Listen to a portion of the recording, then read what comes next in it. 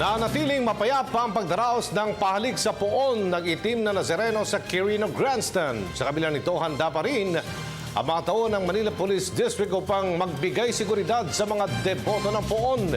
Ang detalye sa report ni Julius D. Samburun. Live! Maraming salamat sa iyo, Aljon. Nananatiling mahigpit po ang ipinapatupad na seguridad ng mga tauhan po ng Manila Police District dito po sa Quirino Grandstand kasabay po ng Pahalik 2016 o isang araw bago po ang mismong traslasyon ng poon ng itim na Nazareno. Matapos mag-atas ang Hermano Mayor, ang alkalde ng lungsod ng Maynila, Joseph Ejercito Estrada, na pangunahing tututukan ang kaayusan ng mga debotong tutungo ngayong pista ng poon. Magkakabilang bahagi ng Kilometer Zero ang ngayon binabantayan ng mga tauhan ng NCRPO at MPD. Naglagay ang command center ang mga otoridad sa magkabilang bahagi ng grandstand. Sa isang pulong, sinabi ng NCRPO na wala pa silang natatanggap na anumang banta sa pista ng Nazareno simula pa man noong nagdaang linggo. Very moment, wala po tayong natatanggap na direct threat na magiging sagabal po sa ating sinasagawang preparasyon. But sabi nga po natin, mas mabuti po yung nakahanda tayo so that dumating po yung ganitong pagkakataon ay alam po natin ang gagawin ng bawat isa. Dahil ngayong gabi ay inaasahan ang simula ng pagtataas po ng bilang ng mga debotong magtutungo po dito po sa Quirino Grandstand bilang bahagi nga po ng pahalik at mismo pong ito pong mamayang misa ng pasado alas 12 ng madaling araw ay tiniyak naman po ng hepe ng Manila's Finest, General Rolando Nana, na ang kanilang mga tauhan ay palagian pong nag-iikot at meron na rin po itong kasabay ng mga police checkpoints bilang bahagi po ng kautusan na Oplan, Lambat, Sibat.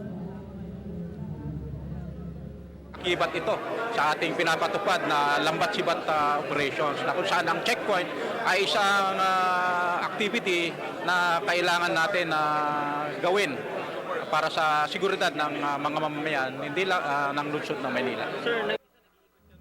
Tinatayang nasa 13 hanggang 15 milyong katao ang makikibahagi sa prosesyon, lalo pat nataon ang pagdiriwang sa araw ng Sabado at suspendido ang pasok sa ilang tanggapan at paaralan sa lungsod. Kaya ika nga ng pamahalaang lungsod at mga opisyal ng simbahan, expect the unexpected numbers ng mga dadalo at mamamasan.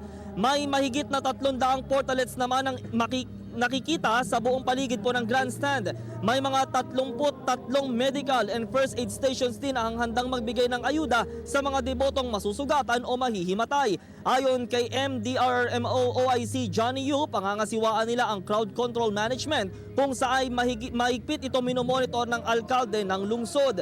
Pinaalalahanan naman ni Manila City Vice Mayor Isko Moreno ang Manila District Engineering Office ng DPWH na tiyaking nasa ayos at pulido ang mga dadaanan ng prosesyon. Bukod sa mga bukas na manhole, dapat din daw ay walang mga bato, bubog o matutulis na bagay sa mga kalsada. Paalala ni Moreno sa mga nagtitinda ng pagkain na gumagamit ng barbecue sticks na maglagay ng tapunan at huwag nilang ikalat sa mga daan dahil ito ang kadalasang nagdudulot ng pagkasugat sa paa o aksidente.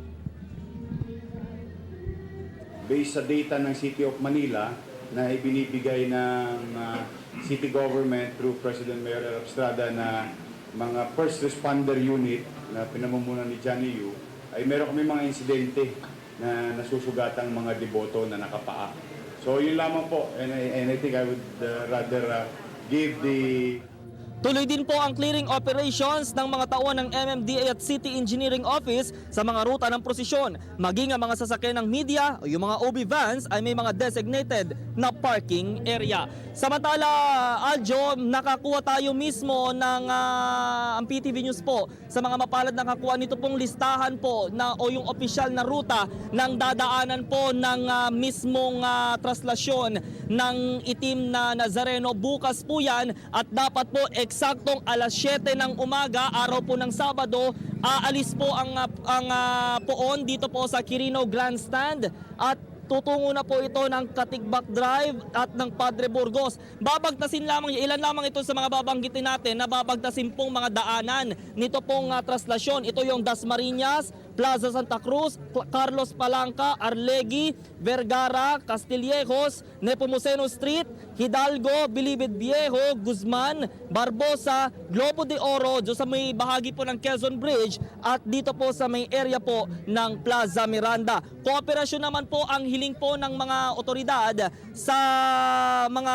lalahok po sa traslasyon upang maaga pong makabalik ang imahen sa loob po ng simbahan ng Quiapo. Alas 7 naman ngayon pong gabi magsisimula ito pong overnight vigil. At yan ang report mula pa rin dito sa lungsod ng Maynila kasama ang Unit 3, Julius Pisamburon, Telebisyon ng Bayan. Maraming salamat, Julius D. Samburun.